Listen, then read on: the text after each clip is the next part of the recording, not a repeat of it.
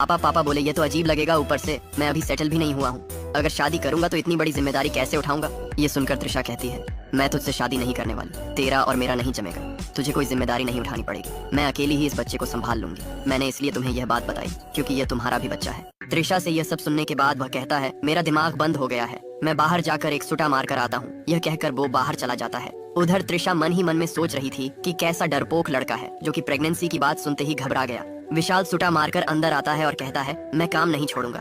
त्रिशा उससे कहती है कल मुझे चेकअप के लिए जाना है। वह लड़का जवाब देता है मैं भी साथ आऊंगा।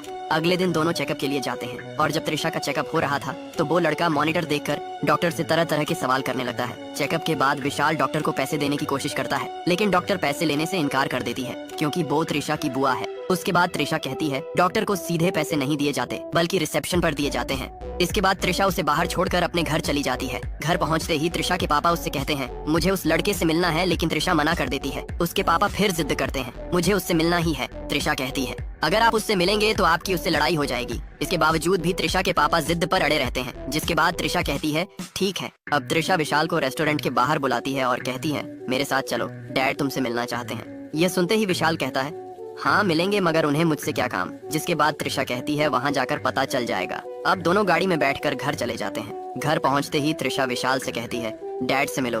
त्रिशा के पापा विशाल को देखते ही अजीब सा मुंह बनाने लगते हैं। फिर वे विशाल से पूछते हैं तुम क्या करते हो। विशाल जवाब देता है मैं दारू बेचता हूँ। यह सुनकर त्रिशा के पापा हैरान हो जाते हैं। यह सुनते ही त्रिशा के पापा त्रिशा से कहते हैं समझ गया, इसीलिए तुमने बेडरूम में इतनी शराब जमा की है। फिर वह कहते हैं क्या तुम्हारे मम्मी पापा जानते हैं कि तुम ये सब करते हो।